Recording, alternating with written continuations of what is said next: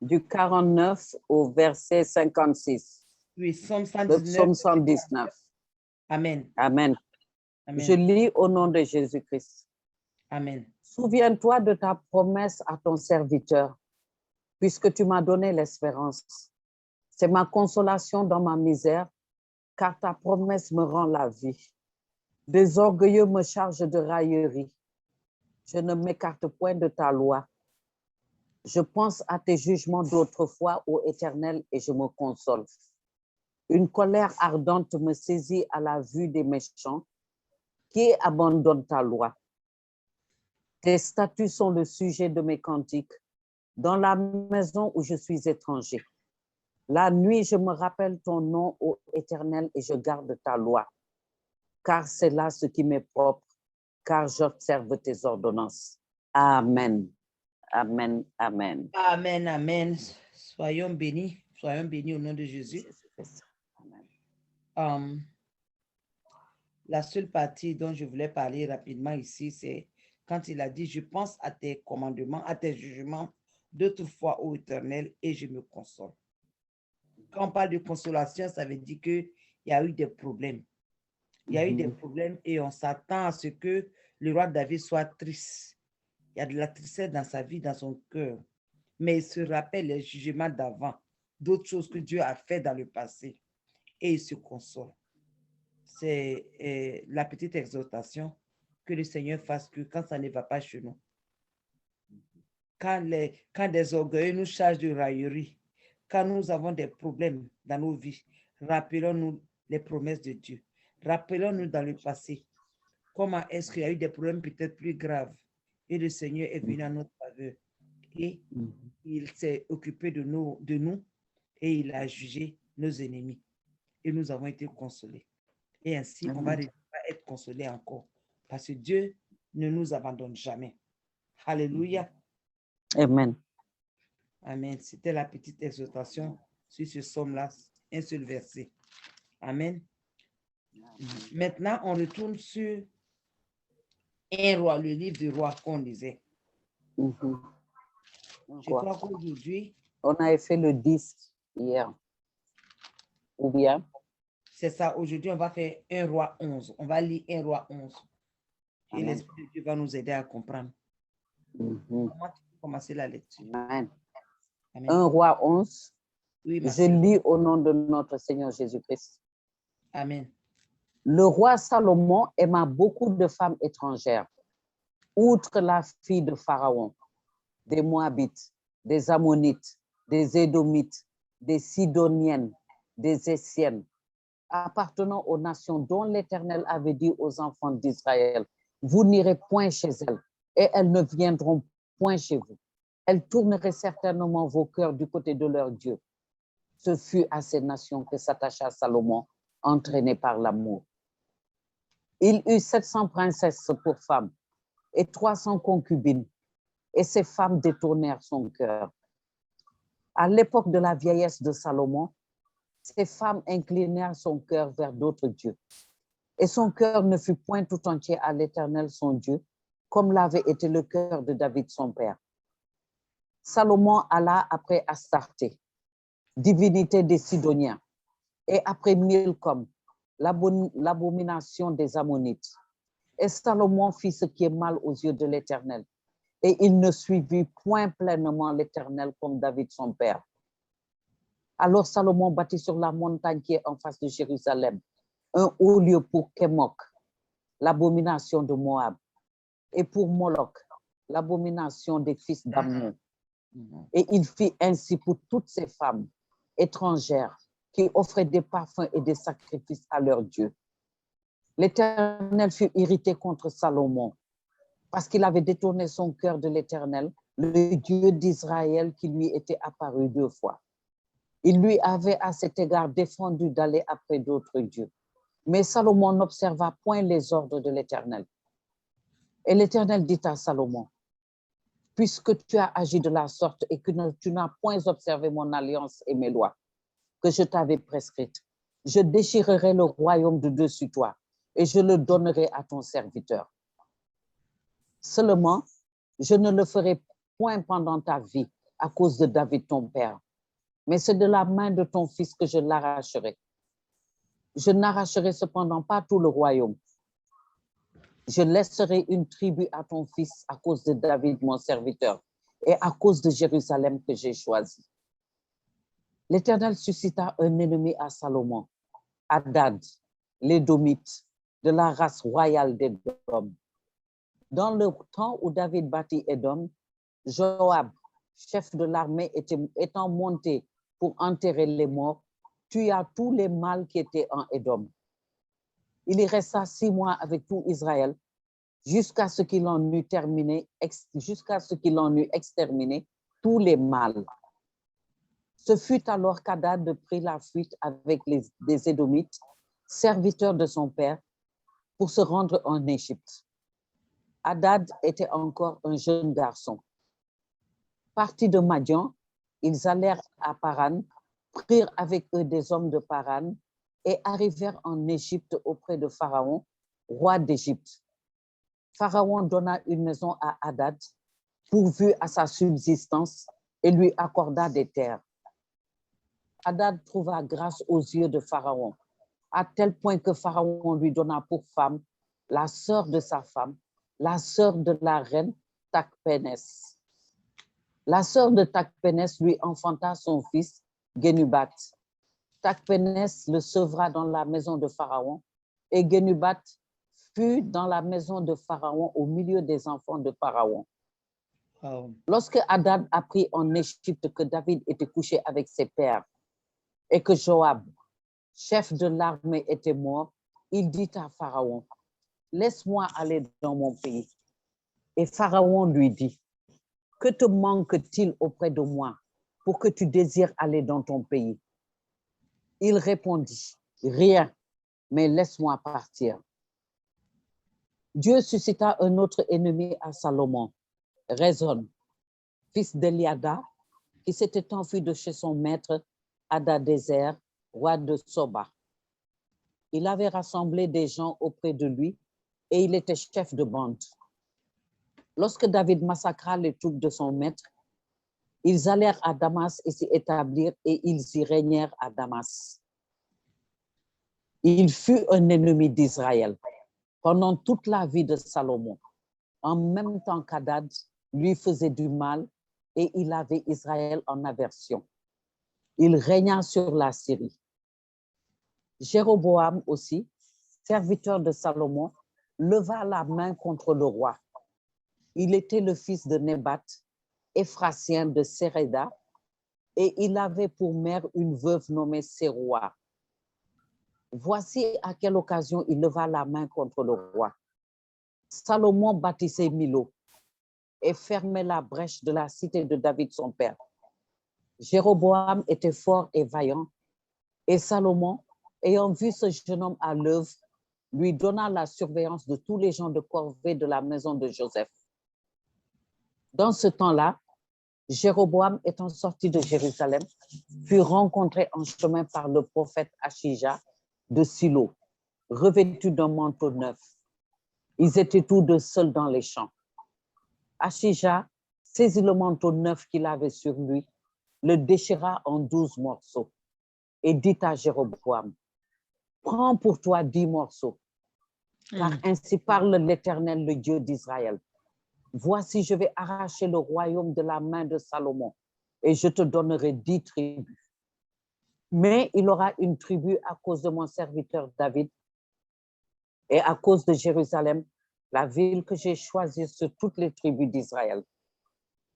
Et cela parce qu'ils m'ont abandonné et se sont prosternés devant Astarté, divinité des Sidoniens, devant Kémok, roi dieu de Moab, et devant Milcom, dieu des fils d'Ammon, et parce qu'ils n'ont point marché dans mes voies pour faire ce qui est droit à mes yeux et pour observer mes lois et mes ordonnances, comme l'a fait David, père de Salomon.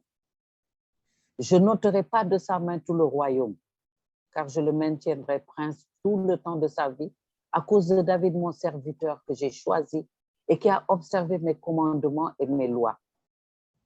Mais j'ôterai le royaume de la main de son fils et je t'en donnerai 10 tribus.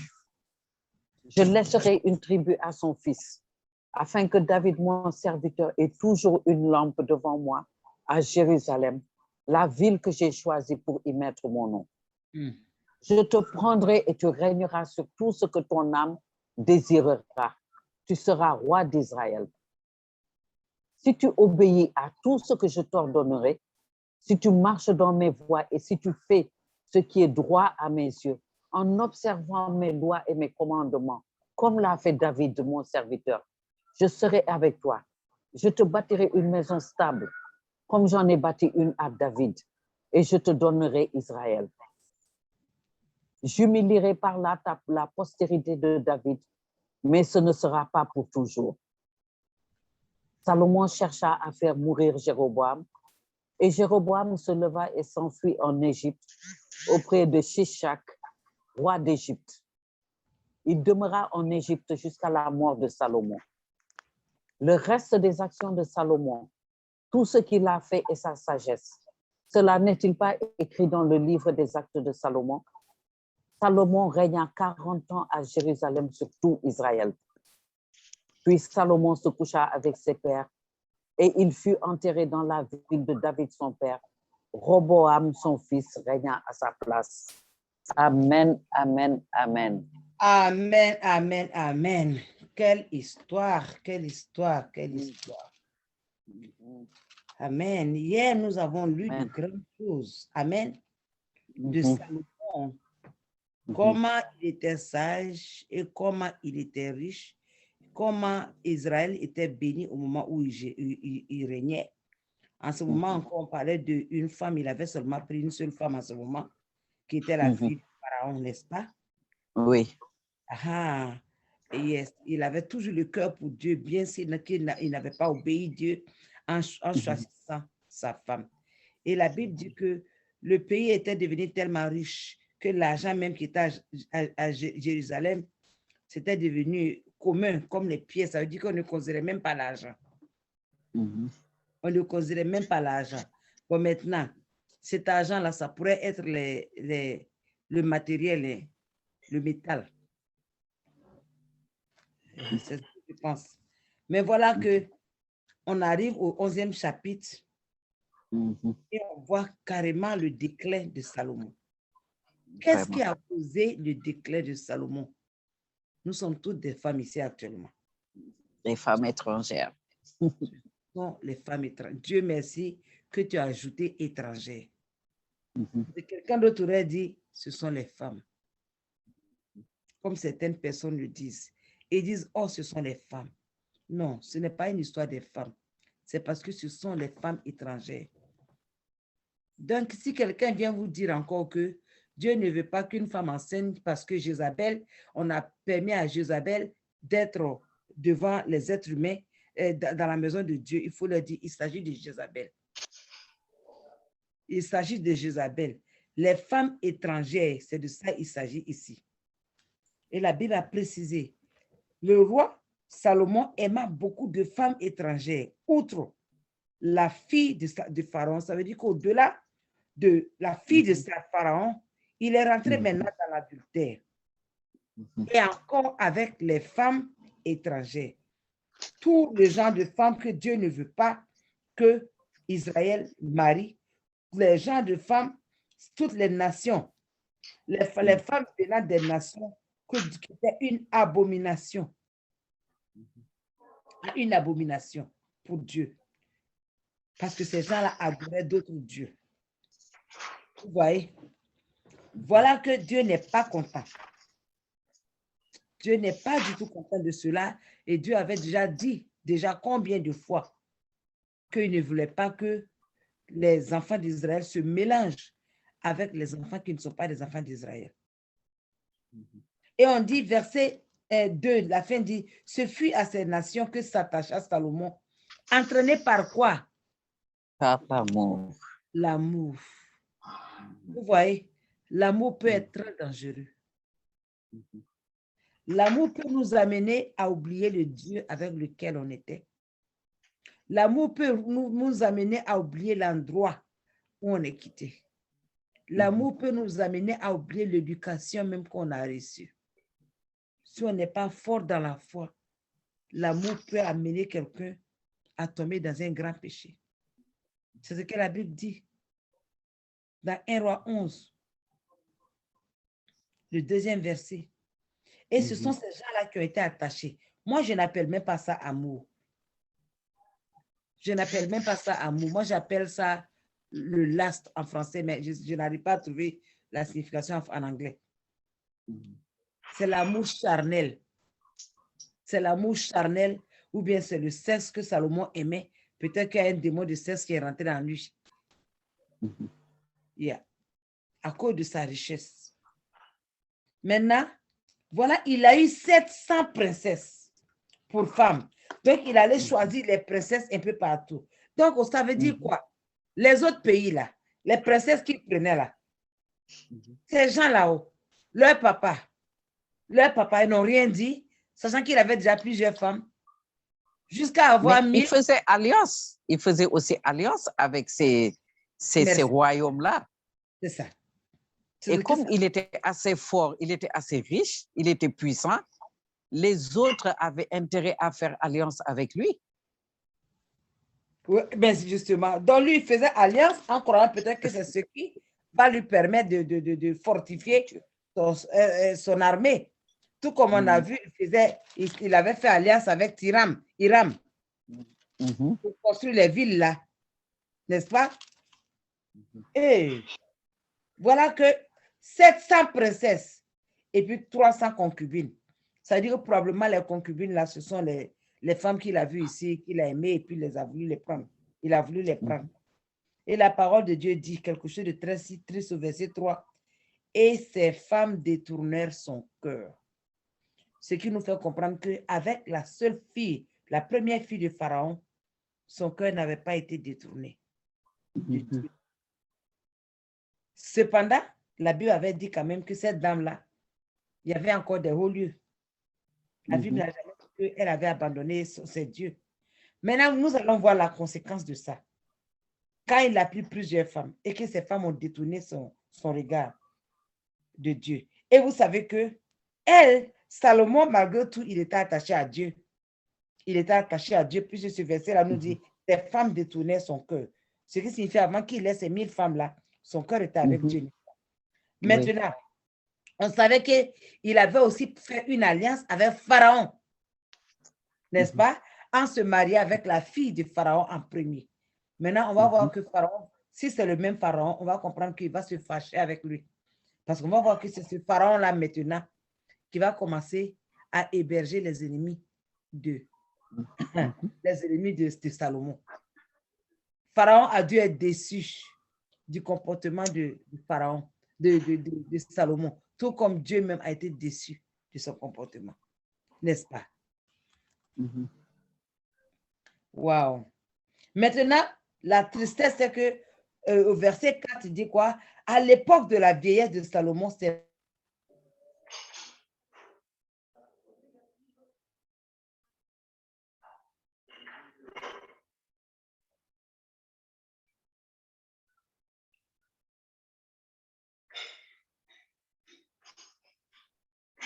souvent les vieux gagas, ils acceptent tout là.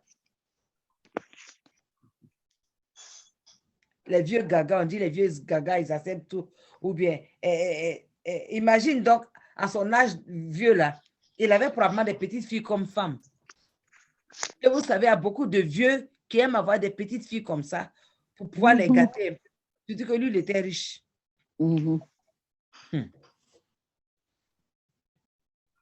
Et donc, finalement, son cœur n'a plus été tout entier à l'Éternel. Ça veut dire qu'il y avait une partie de son cœur qui reconnaissait toujours Dieu. Je remercie le Seigneur d'avoir précisé le tout.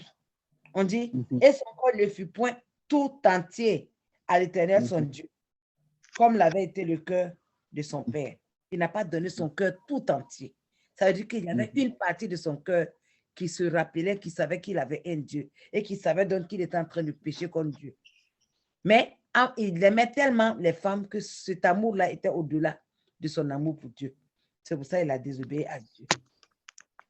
Maintenant, voici les dieux vers lesquels il est parti lui-même. La parole de Dieu ne dit même pas que ces femmes sont parties vers ces dieux. Salomon lui-même, Il a laissé l'Éternel des armées qu'il avait l'habitude d'adorer. Maintenant, il s'en va vers les Astartés aussi, la divinité des Sidoniens, vers Milcom, qui est l'abomination des Ammonites. Maintenant, il est allé même Moloch. vers Moloch, ça c'est le verset 7. Il a même construit comment on appelle, il a bâti sur la montagne qui est en face de Jérusalem, en haut, un haut lieu pour Kemosh, qui est l'abomination de Moab, pour Moloch. Moloch qui est l'abomination des fils d'Ammon. C'est de Moloch que je vous parlais la dernière fois. Celui qui est une grande statue, et puis sa main est comme ça, fermée, un creux là, et puis les gens mettaient le feu dedans pour brûler leurs enfants en sacrifice à ce démon. Puis quand l'enfant criait, les musiciens qui sont en bas avec leur tam-tam, ils tapent leur tam-tam, ils font du bruit pour qu'on n'entende pas le cri des enfants. Et c'est les femmes même qui accouchaient pour donner leur enfant là en sacrifice. Donc ça, c'était une abomination devant Dieu. Mais tout cela, Salomon est parti les adorant. Et on dit qu'il a fait ainsi, il a bâti des hauts lieux pour toutes ces femmes étrangères, pour 1000 femmes. Donc, imaginez que s'il a eu 1000 femmes et qu'il a construit un hôtel, il a bâti un hôtel pour une femme, il en a fait donc 1000. Puisqu'on dit que pour chaque femme, il a fait. Et il a commencé à leur offrir des parfums, des sacrifices et autres. Il a oublié Dieu. Il a oublié Dieu. Probablement, c'est seulement quand il partait se coucher qu'il se rappelait que Dieu était là. Parce que je sais que plusieurs fois, le Seigneur est parti dans ses rêves pour chercher à l'attirer. Je suis sûre. Maintenant, Dieu n'a pas simplement décidé de le punir comme ça. Dieu est venu l'avertir. Mes frères et sœurs, de la même façon dont Dieu nous donne des rêves, il nous parle là. Il fait la même chose avec les rois aussi. Il essaie de faire tout pour qu'on ne tombe pas dans le péché. Mais si on n'accepte pas, il va venir avec son jugement.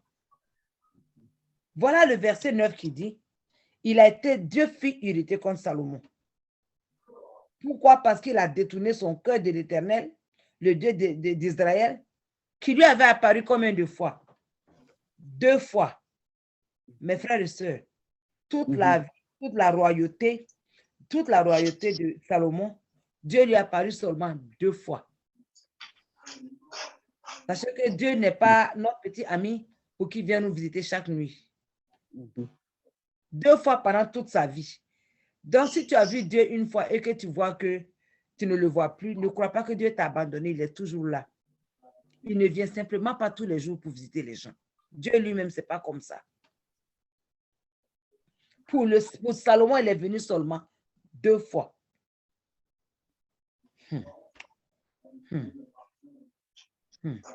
Et donc, il lui avait à cet égard défendu d'aller auprès d'autres dieux. Mais Salomon n'observa point les ordres de l'Éternel. Vous avez vu, Dieu avait prévenu Salomon d'arrêter d'aller vers d'autres dieux. Mais Salomon n'a pas écouté Dieu.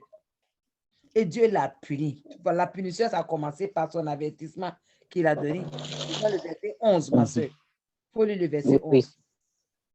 Je lis au nom de Jésus-Christ. 11, 13, yeah.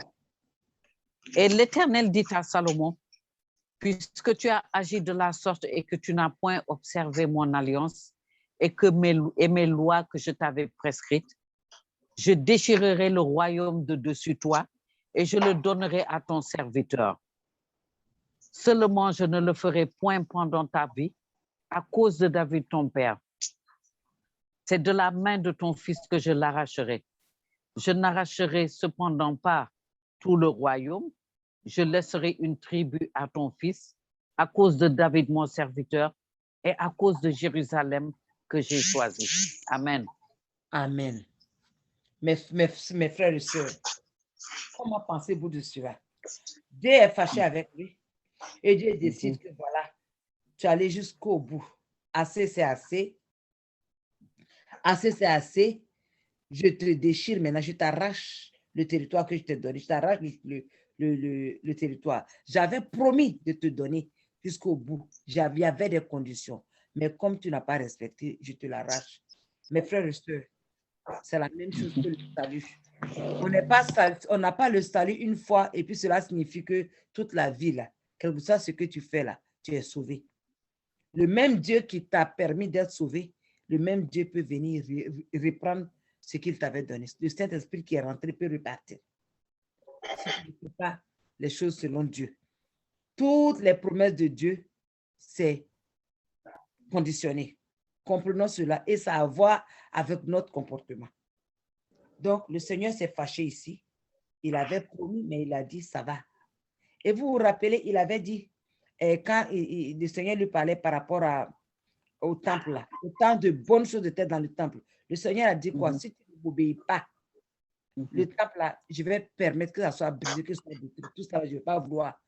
J'ai dit, je ne voudrais absolument rien de toi. Même le temple que tu as créé pour moi, je ne veux pas.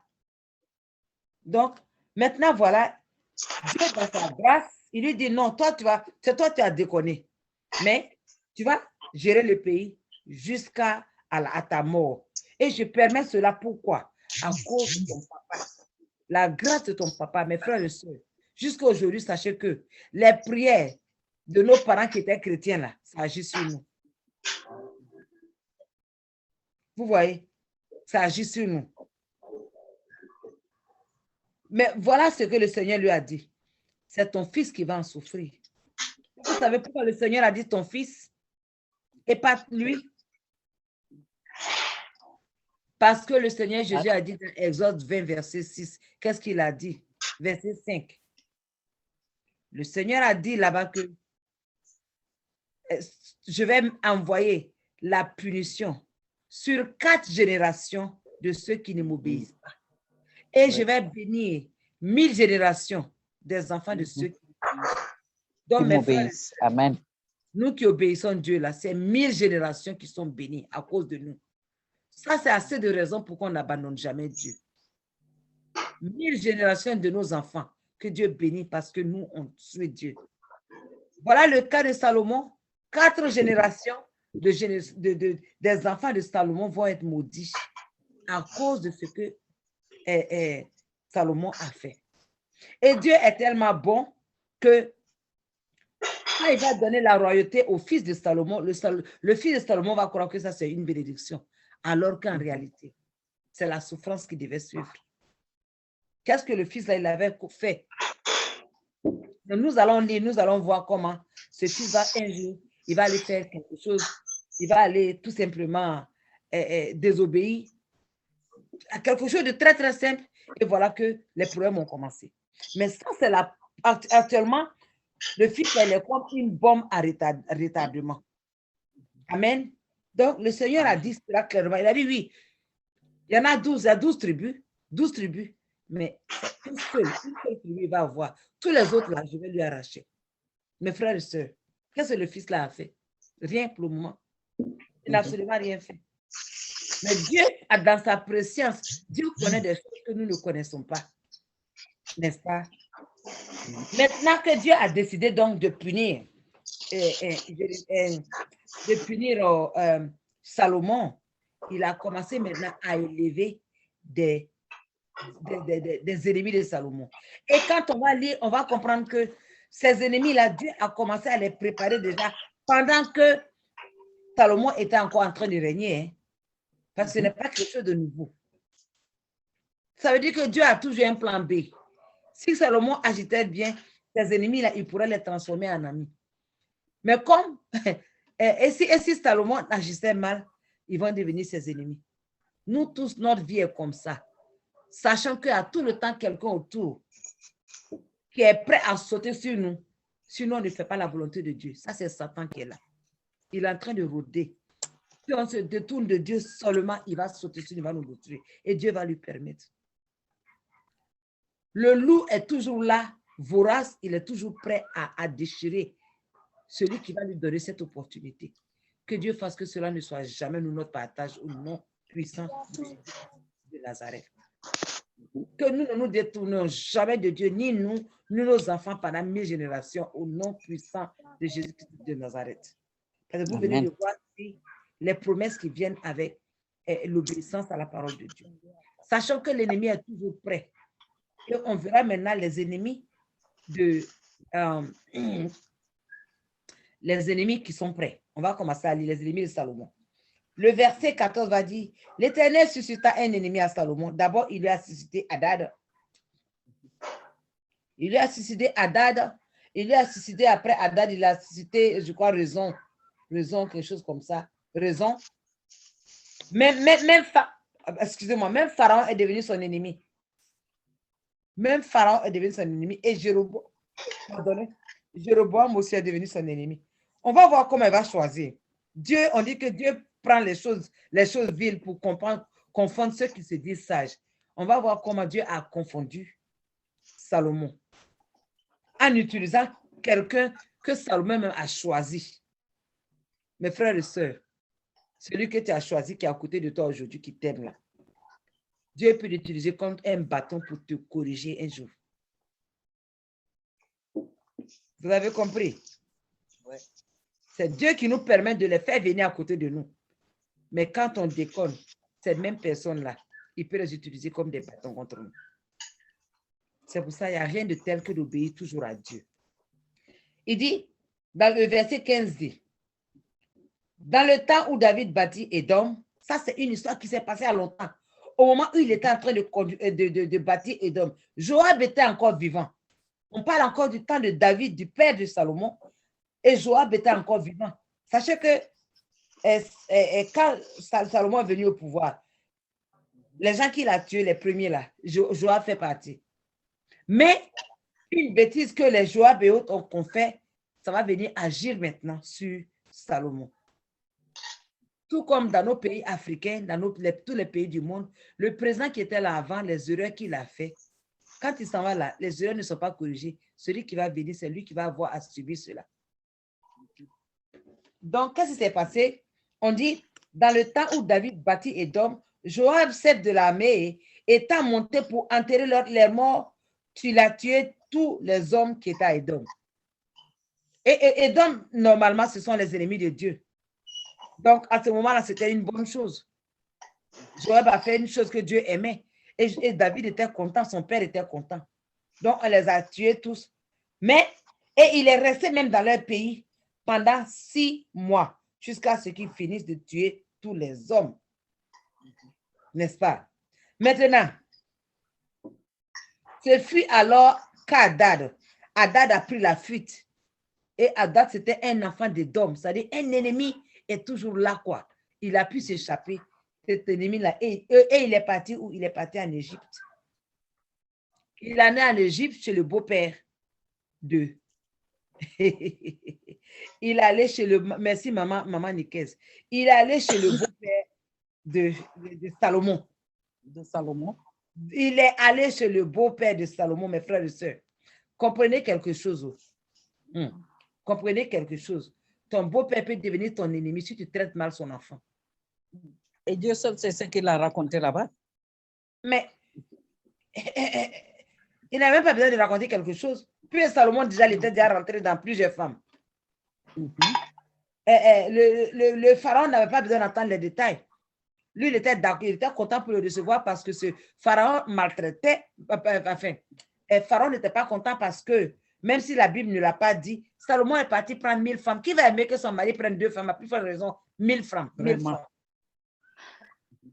Donc, la petite, elle a dû pleurer plusieurs fois dans les bras de son papa. Peut-être même que d'un moment, elle a quitté même Salomon pour aller rester là-bas. Parce que c'est quel mari qui a 1000 femmes? Comment est-ce qu'il peut les satisfaire même? 1000 femmes. 1000 femmes. Donc, voici les voies, effectivement, les voies insondables de Dieu. C'est pour cela, dans la vie, là, il faut qu'on fasse attention. Il faut vraiment qu'on fasse attention. Parce que le Dieu que nous adorons, là, il est redoutable. Il déteste le péché, même le péché le plus caché. On dit que Dieu peut voir une fourmi noire dans un trou noir, au milieu de la nuit noire. Donc, même dans nos cœurs, c'est lui qui éprouve nos cœurs. C'est lui qui éprouve les reins. Au moment où on commence à mal penser, à faire du mal, le Seigneur est au courant. Et déjà, même avant même souvent, même qu'on commence à penser, il a déjà le bâton qui doit nous frapper, qui est déjà prêt. Donc, faisons attention à ce qu'on fait. Voilà maintenant Le petit garçon de Hadad, Hadad, il a fui. Il est allé chez Salomon. Arrivé chez Salomon, Salomon lui a donné une maison. Salomon l'a formé. Salomon, c'était un combattant. Il a tellement aimé, il a préparé bien et il lui a donné même une autre de ses filles encore. Donc, une autre alliance directe qu'il a déjà créée avec ce monsieur. Il savait qu'un jour, peut-être, ce monsieur-là va se lever pour aller le défendre contre Israël un jour. Maman Denise, qu'est-ce que tu avais dit? Non, je disais avec Pharaon, parce que tu pensais que tu avais dit tout à l'heure avec Salomon. Oh, ok. Pardonnez-moi. En fait, j'ai parlé, je ne me rappelle même plus la phrase que j'ai dit. Oui, maman Nicaise, le diable est vraiment rusé. Donc, il faut qu'on fasse attention. Le diable est très, très, très, très rusé.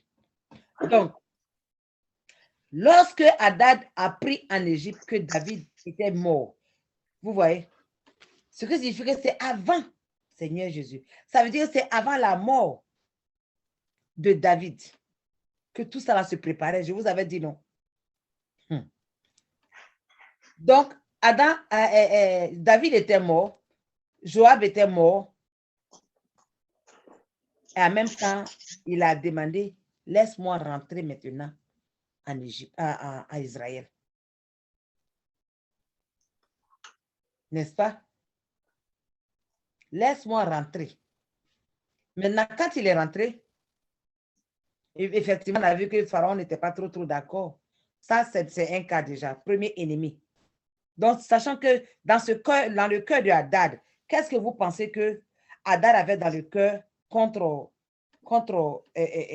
Salomon, le fils de celui qui a permis qu'on tue toute sa famille?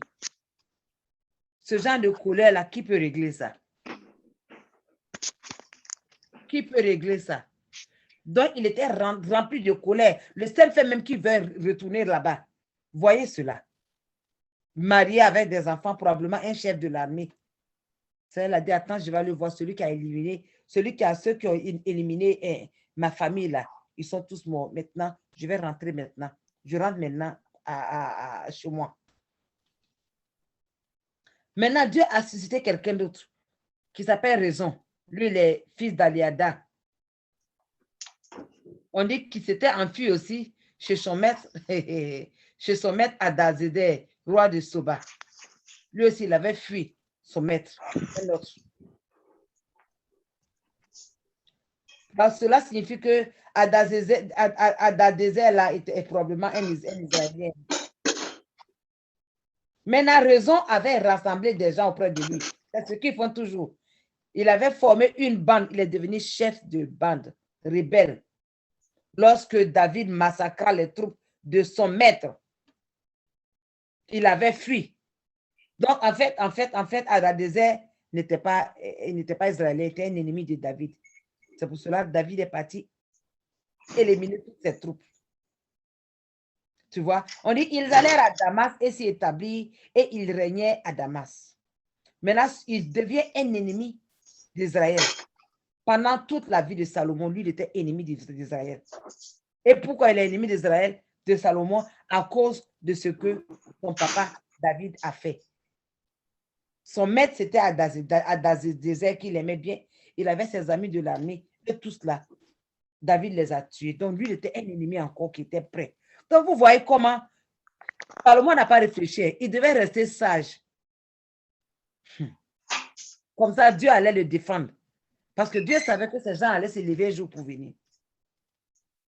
Donc, voilà un autre ennemi qui avait été arrêté, qui avait été levé contre Salomon depuis des années.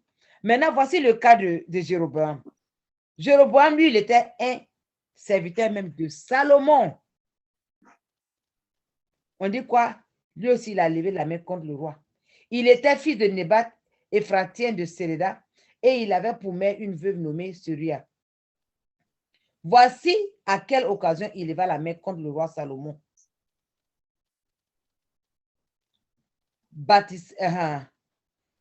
Voici à quelle occasion il leva la main contre le roi.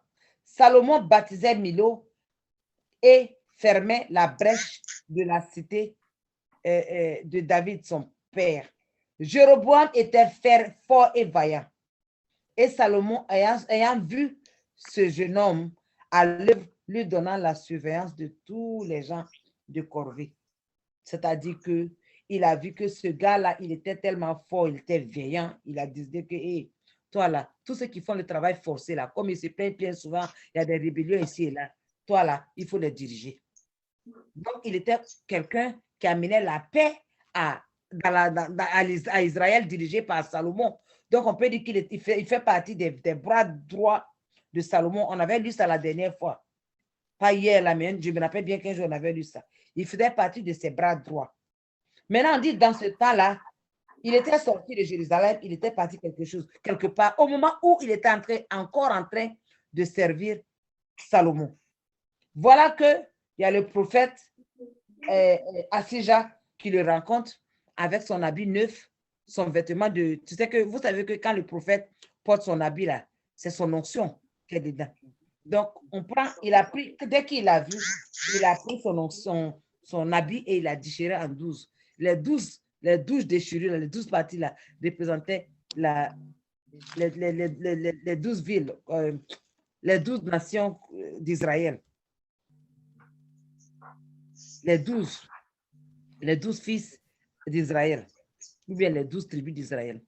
Quand il a divisé ça en deux, rappelez-vous que au moment où ça s'est passé, Jéroboam était encore en service. Il servait bien Salomon et il était son homme à qui il avait confiance. Donc, parce que Dieu utilise les gens à qui tu as confiance pour te détruire. Voyez la plupart des présidents de ce monde-là, je me rappelle le cas de Thomas Sankara, qui l'a fait tuer. Il paraît que Thomas Sankara lui-même, il disait que lui, là, comment le monsieur là s'appelle? Papa Zachary, j'ai oublié le nom de l'homme qui l'a tué là. Comment il s'appelle encore? Oh, j'ai oublié son nom. C'est lui qui est devenu président après. Oui, c'était son meilleur ami. Et Thomas Sankara, il disait partout que... Blaise Compaoré, merci. Voilà. Merci, papa. Merci, papa. Okay. Donc, amen.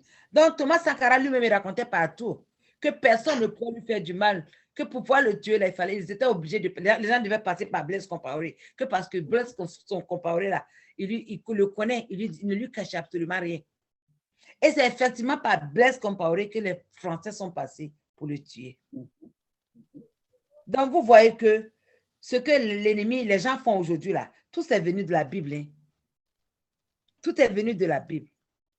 Donc, ce monsieur, il était, le prophète Asija a divisé le territoire, il a déchiré son habit et il a donné 11 à Jéroboam et il lui a fait comprendre que toi qui es là, c'est toi que Dieu a choisi pour diriger le pays désormais.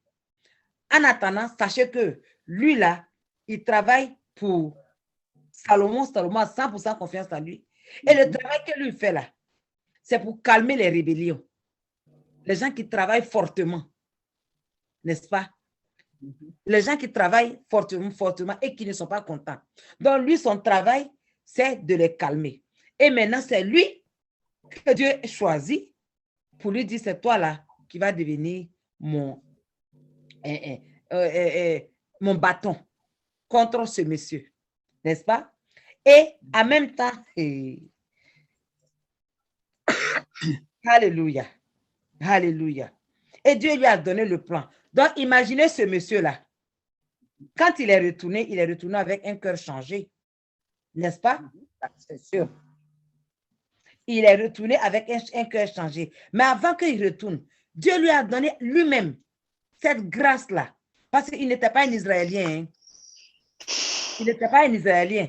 Souvent, je me mélange dans les deux noms parce que le fils de Salomon s'appelait Jéroboam aussi. Et celui-là aussi, il s'appelait Jéroboam. Mais souvent, les gens disent que un, c'était Joram, l'autre, c'est Jéroboam, l'autre, c'est Jéroboam. Leurs noms se ressemblent, sachez cela. Mais Dieu a dit à ce monsieur, mon frère, mon fils, toi là, si tu vas, bien que tu ne fais pas partie de ceux que j'ai choisis comme parmi tu ne fais pas partie de la tribu d'Israël, toi qui es là, si tu m'obéis comme David m'avait obéi, tu vois, si tu fais les choses comme je le veux, je vais te donner, je te bénirai, toi aussi, toutes tes générations seront bénies. N'est-ce pas? Alors, et il a dit que cependant, Dieu l'a déjà prévenu. Je ne vais pas ôter de la main de Salomon tout le royaume. Et en fait, il ne parlait même pas de Salomon, il parlait du fils de Salomon qui allait venir prendre le pouvoir. Il parlait du fils de Salomon qui allait venir prendre le pouvoir. Je ne vais pas lui arracher tout. Tu vois, parce que j'ai fait des promesses à David. À David. Donc, sachez que ce monsieur-là, il était déjà fort. Hein? Il était fort, il était vaillant. Et c'est pour cela que Salomon l'avait choisi. Maintenant, continuons. Est-ce que tu peux lire? Tu peux lire le verset 35, 36. 35, 36. Et Je lis au nom de Jésus-Christ. Amen. Mais j'ôterai le royaume de la main de son fils et je t'en donnerai 10 tribus. Je laisserai une tribu à son fils afin que David, mon serviteur, ait toujours une lampe devant moi à Jérusalem, la ville que j'ai choisie pour y mettre mon nom. Amen. Amen. Amen. Mes sœurs et mes frères et sœurs, ça c'est l'alliance, c'est le pouvoir de l'alliance. À cause de l'alliance que Dieu a fait qu'il a faite avec David, bien que le fils de David a fait des choses qui ont fait mal au cœur de Dieu, Dieu va tout faire pour que l'alliance là, ça ne finisse jamais, ça ne soit jamais détruite. Parce que quand on fait une alliance avec le Seigneur, c'est éternellement. De la même façon, nous aussi, je vous encourage encore, cherchons à faire une alliance avec le Seigneur. C'est éternel. Et c'est l'Éternel lui-même qui se charge de faire respecter l'alliance. Parce que vous avez vu ici que Salomon qui devait faire respecter l'alliance, il a abandonné. Mais Dieu a levé sa main pour venir faire respecter son alliance. Parce qu'il s'est dit, si Salomon, là, je le laisse là, il va détruire tout. Il va faire que même l'alliance que j'ai avec David, là, c'est fini. Ça va se gâter. Il a dit, il faut que je me lève pour ses descendants. Bien que je sais que je ne vais pas aimer ce que son fils fait, mais moi, ma volonté sera faite. Satan n'est pas plus malin que Dieu. Il ne peut pas empêcher la volonté de Dieu de se réaliser. Regardez ce qu'on vient d'expliquer. Regardez ce qu'on vient d'expliquer. Qui peut imaginer que quelqu'un qui travaille pour Salomon, que Salomon paye d'ailleurs très, très bien, puisque la Bible nous a dit que tous les serviteurs de Salomon étaient bien. Ces gens-là, ils vont se lever contre Salomon, tout simplement à la parole d'un prophète. Ce monsieur pouvait ne pas croire. Ce n'est pas comme s'il a eu un rêve où Dieu est venu lui parler. Hein. C'est un prophète qui lui a parlé. Il pouvait douter. Il pouvait même retourner pour aller parler avec Salomon. Maintenant, on va continuer, maman. Tu vas lire le verset 40, ce qui va se passer. Je lis au nom de Jésus-Christ. Salomon chercha à faire mourir Jéroboam.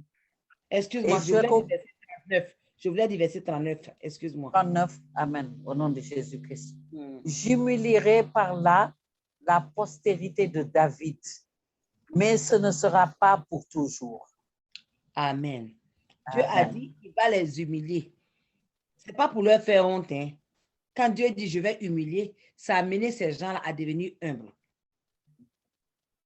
Parce qu'à cause de toutes les bénédictions qu'il avait données à Salomon, Salomon est devenu orgueilleux. Salomon était fier, il est devenu fier. Il s'est dit qu'il avait tout, il est sage, il est bon, il ne peut jamais tomber. C'est ça qui l'a amené à tomber avec ces femmes-là. Il a pensé que non, j'ai une alliance avec Dieu pour l'éternité, il n'y a rien à faire. Dieu ne va jamais gâter cela. Dieu s'est dit, attends, mon alliance, là, c'est à une condition. Tu as oublié la condition. Je vais t'humilier. Je vais te rendre humble. Je vais rendre humble toute la descendance d'Israël, de David à partir de maintenant. Et tous, je vais les rendre humbles. C'est-à-dire que tous ceux qui vont le suivre, je vais les rendre humbles. Ils vont devenir humbles. Amen. Amen. Amen. C'est ce qui s'est passé. Et quand on va lire les autres, vous allez voir les autres descendants de David. On va voir ça après. Mais on va voir, maintenant, lis le verset 40, ma soeur. Je lis au nom de Jésus-Christ.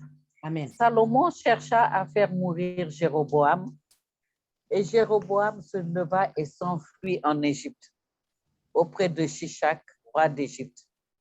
Il demeura en Égypte jusqu'à la mort de Salomon. Amen. Amen. Amen. Donc, pendant tout ce moment, on sait que Salomon est encore vivant. Bizarrement, cette fois-ci, ils n'ont pas dit Pharaon, ils ont dit Shishak, roi d'Égypte. Donc, ça veut dire que c'était un autre roi encore qui est venu Ouais. en Égypte, n'est-ce pas? Et ce roi-là, c'est clair que Jéroboam savait qu'il était ennemi déjà de Salomon.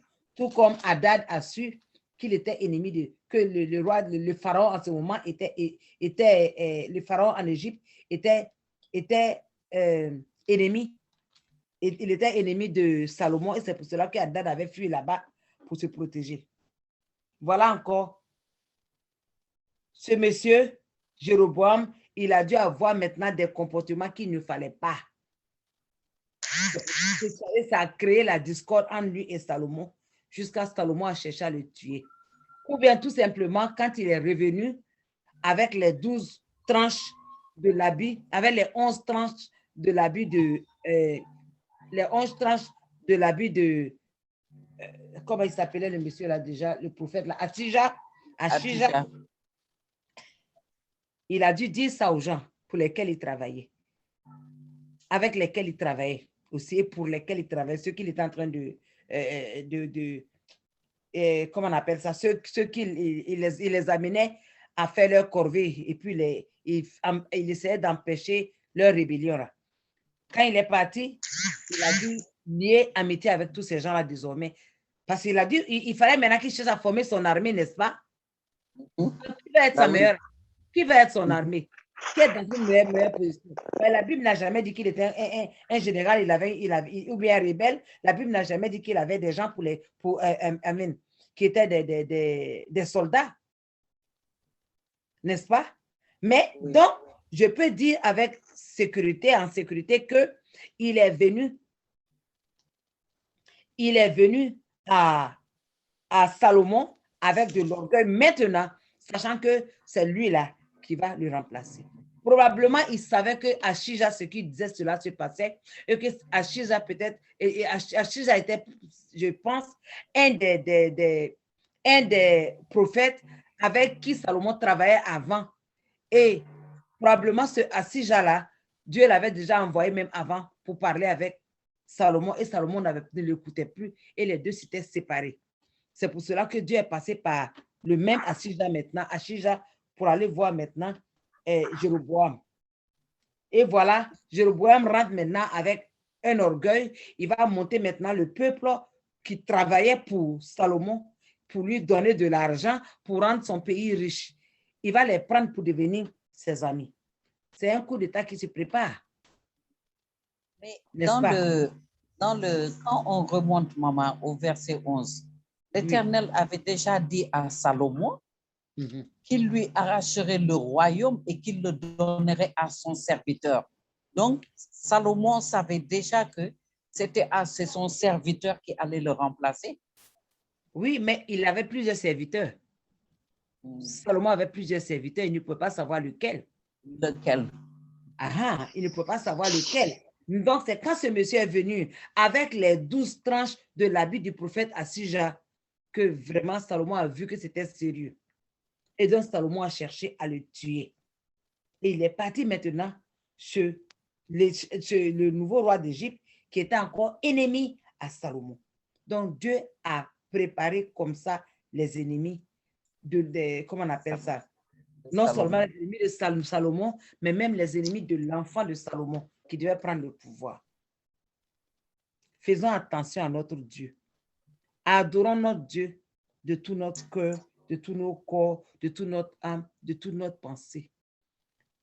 Le serviteur de Dieu a dit la dernière fois, faisons tout pour donner au moins 6 heures de temps chaque jour au Seigneur. Si tu dors trop, réduis tes heures de sommeil. Réveille-toi à 5 h, 6 h du matin passe quelque temps avec le Seigneur Jésus. Il faut qu'on fasse tout pour qu'on soit avec le Seigneur Jésus, qu'on puisse entendre sa parole d'une façon claire. C'est très, très important. Ces voies sont insondables. Ces voies sont insondables. Donc, il ne faut pas penser qu'aujourd'hui, comme je suis en bonne gestion, ça serait ainsi pour toujours. Salomon est tombé. Il ne faut pas penser aussi que quand je serai riche, en ce moment, je vais servir le Seigneur. Mes frères et sœurs, Salomon était riche, il est tombé. Satan avait plus de richesse que possible, mais il est tombé. Les gens riches dans ce monde, beaucoup d'entre eux n'adorent pas Dieu, n'est-ce pas? Donc, le petit conseil que je nous donne, c'est qu'on veille, on travaille avec notre, comment on appelle ça, notre salut, avec tremblement. Voilà, comprenons cela, notre salut, on doit le travailler. Et je cherche le verset là. Il faut qu'on fasse tout, notre salut. C'est quelque chose qui peut venir et on peut perdre le salut. On peut perdre le salut.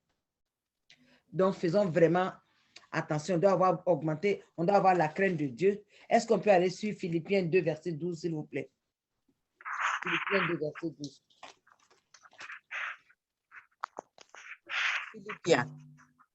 Philippiens, ma soeur.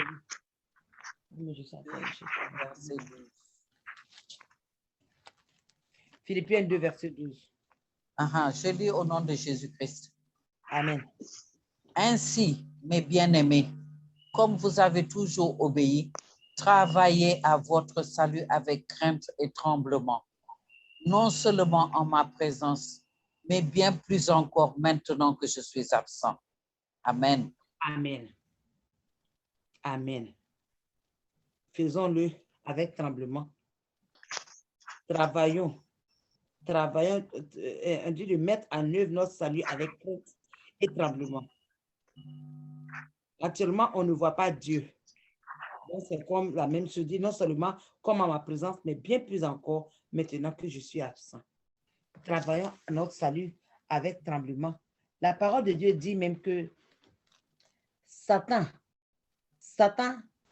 il craint Dieu, n'est-ce pas? Il ne pas dire parce que je crois en Dieu, il n'y a pas de problème. Satan croit en Dieu, mais quand il croit en Dieu, qu'est-ce qu'il fait? Il tremble.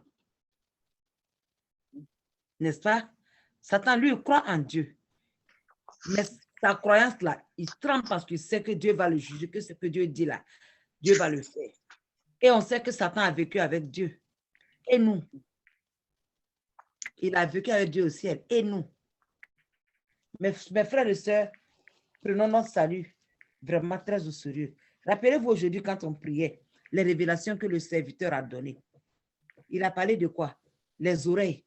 Moi, je sais que j'ai percé mes oreilles. J'ai percé les oreilles de ma fille. Et je vous dis, je savais très bien qu'on ne devait pas percer les oreilles de ma fille. Mais je ne sais pas ce qui m'est passé. Un jour, je me suis levée. J'ai dit que comme tout le monde perce, je vais aller percer ses oreilles. Aujourd'hui, on dit quoi? Quand on perce les oreilles, la chair, on a perdu la chair. C'est la révélation que le serviteur donne. Je n'ai jamais pensé à ça de cette façon. Effectivement, le trou qui se passe là, il y avait de la chair là-bas, n'est-ce pas? On est en train de se donner à Satan comme ça. On a enlevé notre sang, on a versé notre sang, on a donné ça à Jésus, à Satan. Sans le savoir, il fallait qu'on demande pardon à Dieu pour ça aujourd'hui. Et que le Seigneur rachète cela et on a fermé avec le sang de Jésus. Quand on nous parle de dépouillement, sachez que c'est très important. Quand moi je parle de dépouillement, certaines personnes disent que non, c'est le dépouillement intérieur qui est plus important. Oui, le dépouillement intérieur est très important, mais ce n'est pas plus important. Parce qu'on dit non, Dieu ne voit que le cœur. Moi, je vais vous parler de quelque chose. Quand tu regardes quelqu'un, est-ce que tu peux voir le cœur de la personne? Non.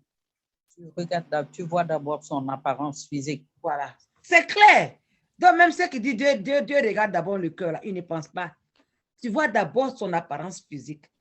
Comment est-ce qu'on reconnaît quand le cœur de quelqu'un est bien, est dirigé vers Dieu, ou bien quand son cœur n'est pas dirigé vers Dieu? C'est par l'apparence physique, par le comportement, par ce que la personne porte, par ce que la personne dit.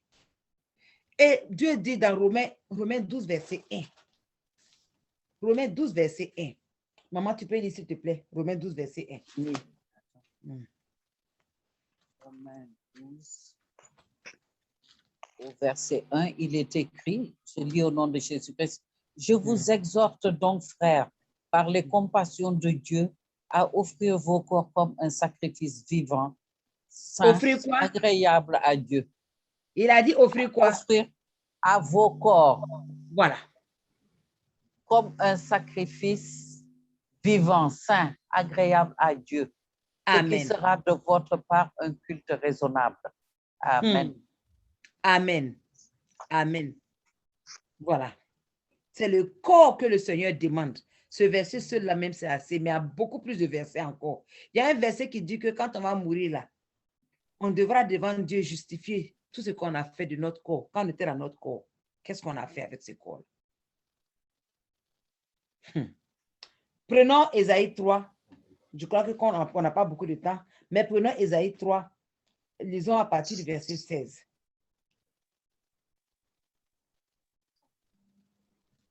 Du verset 16 jusqu'au verset...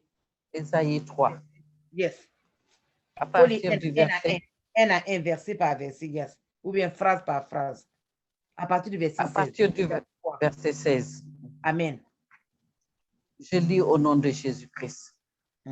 L'Éternel dit, parce que les filles de Sion sont orgueilleuses et qu'elles marchent le cou tendu et les regards effrontés, parce qu'elles vont à petits pas et qu'elles font résonner les boucles de leurs pieds. Arrête là. Vous avez vu, on parle des filles de Sion. Aujourd'hui, là, c'est nous, les filles de Sion. Le Seigneur dit que ces filles-là, elles sont orgueilleuses. C'est nous, mais celles qui ne respectent pas Dieu, qui ne font pas les choses de Dieu. On dit, elles sont orgueilleuses. Dieu ne les punit pas parce qu'elles sont les filles de Sion, hein, mais parce qu'elles sont orgueilleuses. Elles marchent avec le cou tendu, ça c'est l'orgueil, ça montre. Le regard effronté. Est-ce que ce n'est pas ce qui se passe quand les femmes, là, elles mettent les make-up, elles mettent les maquillages, elles s'habillent d'une certaine façon, elles se lèvent comme ça. Moi, je tressais les cheveux, je vous dis. Quand tu finis de tresser la tête de quelqu'un, la femme, elle se lève comme ça. C'est la tête qu'elle se lève d'abord. Puis elle commence à bouger. Elle fait toutes ces choses-là. On dit qu'elles ont le regard effronté. Et elles marchent à petits pas. Qui sont les gens qui partent, marchent à petits pas au bord des rues? Ce sont les prostituées. Elles font résonner les boucles à leurs pieds. Qui met les boucles à son pied? Les bijoux aux pieds. Qui adorent leurs pieds. J'ai fait un message sur ça. Le fétichisme des pieds. Si vous n'avez pas encore écouté, allez-y écouter. Il y a de bonnes informations pour vous dedans. Ce n'est pas seulement par rapport aux pieds, mais ça parle d'autres choses bibliques qui est très, très, très important. Vous allez voir dans ce message-là comment Dieu a enlevé, pas Dieu, l'ennemi a enlevé le mot homosexuel des Bibles. Maman, merci. Que Dieu ait pitié de nous. Vraiment, merci. Merci. Devant le nom de Jésus, effectivement, tout genou fléchira. La victoire est effectivement dans le sang de Jésus. Les choses sur les pieds. Le verset 17, il faut lire, maman. Au nom de Jésus-Christ, Amen. Le Seigneur rendra chauve le sommet de la tête des filles de Sion. L'Éternel découvrira leur nudité. Amen. Avez-vous vu des femmes aujourd'hui qui sont chauves? Est-ce que vous savez que c'est un phénomène, je dirais presque récent? Moi, j'ai été dans la tresse. Au début, quand on avait commencé la tresse, là, il n'y avait pas, c'était rare qu'on trouve une femme chauve. Mais avec le temps, les produits de beauté et autres qu'on met sur la tête, ça rend les femmes chauves. Le chauvinisme d'une femme, c'est une malédiction. C'est une malédiction. Parce que la Bible a dit que la gloire de la femme, c'est sa tête. Ce sont ses cheveux. Et il n'a pas dit que la gloire de l'homme, c'est ses cheveux. Hein. Donc, ne mélangez pas. Je parle simplement des femmes. Le Seigneur parle des femmes ici. Il dit quoi? Je vais découvrir leur nudité. Il va montrer qu'elles sont en réalité. Il faut continuer le verset 18. Verset 18, maman. Je lis au nom de Jésus-Christ. En Amen. ce jour, le Seigneur ôtera les boucles qui servent d'ornement à leurs pieds et les filets et les croissants. Amen. Voilà. Ceux qui pensent que les ornements, Dieu aime, voilà un verset biblique qui dit que Dieu va les enlever. Si Dieu dit en ce jour, il va enlever. Pensez-vous qu'aujourd'hui, là, Dieu aime ça quand on porte?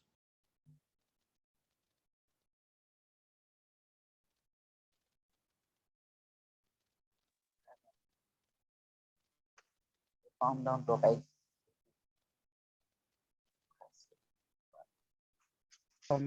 Dieu n'aime pas les ornements. Mes frères, mes sœurs, Dieu n'aime pas les ornements. On va continuer le verset 19. Au nom de Jésus-Christ. Amen. Les Continue. pendants d'oreilles, Les boucles les d'oreilles, bracelets et les voiles. les bracelets. Le mot voile les ici, voiles. là, quand il a parlé de voile, faites des recherches, vous allez voir que on parle, les voiles dont il parle ici, c'est les maquillages, tout ce qu'elles font pour voiler leur visage, pour cacher leur visage. J'ai cherché pour chercher à comprendre ça, parce que je sais que Dieu veut qu'on porte les voiles. Il a dit ça dans 1 Corinthiens 11, verset 5. Oui. Aha. Donc, j'ai dit, mais Dieu ne s'oppose pas. Donc, les voiles là, ça signifie quoi? Vous pouvez faire les recherches, chercher les autres versions de la Bible, même en d'autres langues, vous allez voir. Ce sont des choses que les femmes mettent pour se couvrir le visage, pour cacher leur apparence, les maquillages et autres. Continue.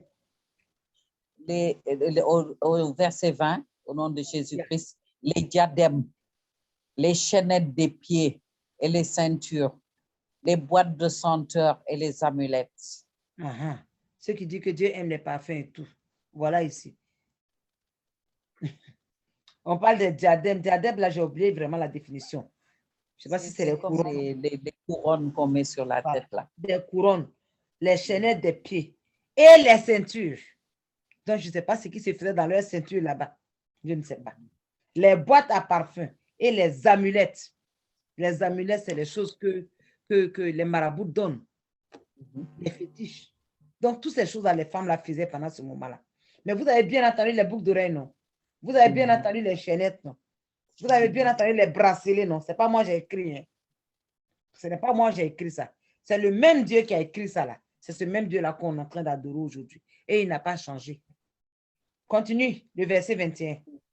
Au 21, au nom de Jésus-Christ, les bagues et les anneaux du nez. Amen. Voyez. Amen. Vous voyez, les bagues, les alliances, bagues de mariage, j'ai parlé de ça hier. Les bagues et les anneaux du nez. Vous voyez ça. Continuons. Verset 22. Au 22, les vêtements précieux et les larges tuniques. Yes. Les manteaux et les gibecières. Oui. Amen. Les gens qui courent après les choses, des habits de marque, vous appelez ça les griffes. Mes frères et sœurs, griffes là, ça signifie quoi? Qui porte des griffes? Griffes, les animaux. Les animaux. Donc, quand tu vas acheter un habit parce que c'est griffes là, tu es en train de te mettre au milieu de la dent, dans les griffes de l'animal. C'est ce qu'on appelle les vêtements précieux, les sacs chers. Oh, je vais acheter Louis Vuitton, je vais acheter Adidas. Mes chaussures, c'est comme ça. Mes frères et sœurs. Voilà ce que ça signifie. Continue le verset 23. Au 23, au nom de Jésus-Christ, les miroirs et les chemises fines, les turbans et les surtout légers. Amen. Voilà, les habits légers, les habits transparents. Tout ça là, ça parle de tout ça. Les miroirs, on prend ça pour se regarder. C'est ça. Il y a aussi les miroirs sataniques, les caméras sataniques. Voilà. Tous les turbans qu'on prend. Hey, continue. Le verset 24. On dit au verset 24, au nom de Jésus-Christ, au lieu de parfum, il y aura de l'infection. Yes. Au lieu de ceinture, une corde. Au lieu de cheveux bouclés, une tête chauve. Voilà. Au lieu d'un large manteau, un sac étroit. Une marque flétrissante au lieu de beauté. Voilà. Comprenons ici. Quand tu mets une bague dans ta main, hier, comme j'expliquais là, il y a des gens, leur peau là, ça ne peut même pas tenir. Il y a des infections qui commencent. Je me rappelle, dans mon premier mariage, ma bague, là, mes doigts étaient tout le temps infectés. Tout le temps. Mais en ce moment-là, je ne connaissais pas dépouillement. Dans longtemps que je l'ai enlevé. Quand j'ai commencé à grossir pour enlever la bague, là, c'était tout des problèmes. C'était terrible. On dit, au lieu de parfum, il y aura de l'infection. Vous prenez les parfums, il y en a qui mettent parfum, tout leur corps est gâté. Infection à cause du parfum. Au lieu de sentir une corde, la corde là va te tuer. Au lieu de cheveux bouclés, une tête chauve. Ça, on n'a pas besoin d'expliquer encore. Au lieu d'un large manteau, un sac étroit. Une marque flétrissante au lieu de la beauté. Vous savez que les maquillages, ça te rend vieux. Ça détruit la peau. Ça détruit la peau. Il y a tellement d'exemples comme ça à l'Internet quand tu regardes comment les femmes ont été détruites à cause de ça. Les maquillages. La peau va sortir. Les produits éclaircissants qu'on met. La peau va se flétrir vite. C'est ce que le Seigneur est en train de dire. Ce n'est pas moi j'ai dit. Ce n'est pas moi j'ai dit ça. Donc, c'était la petite partie par rapport au dépouillement extérieur pour faire comprendre que ce qu'on met à l'extérieur là, c'est important aussi pour Dieu. Ma prière, c'est que ce qu'on a lu aujourd'hui, que ça puisse changer la vie de quelqu'un qui ne croyait pas encore au dépouillement. On a vu comment Dieu peut passer par la personne la plus inattendue pour nous juger. Ceux qui sont à côté de nous aujourd'hui, qui sont amis, demain, tu ne sais pas. Et si Dieu utilise d'aider la personne pour te créer des problèmes, la personne là va le faire. Quand ça vient de Dieu. Donc, attachons-nous à notre Dieu. Faisons que on ne trouve pas, Dieu ne nous trouve pas répréhensibles, qu'il ne trouve pas de reproches à nous lorsqu'il va venir. Qu'il fasse que, s'il n'a même pas trouvé la foi en d'autres personnes, qu'il trouve la foi en nous. On peut dire ça, Seigneur, si tu viens, que tu ne trouves pas la foi chez quelqu'un, moi là, je serai dans la foi. Au nom de Jésus, n'abandonnons pas notre Seigneur. Il est notre seul espoir. Il est notre seul sauveur. C'est lui seul qui peut nous délivrer. Il est notre seul Père. Amen. Soyons bénis. Et attendons demain, on va voir maintenant. Demain, c'est jeudi, non?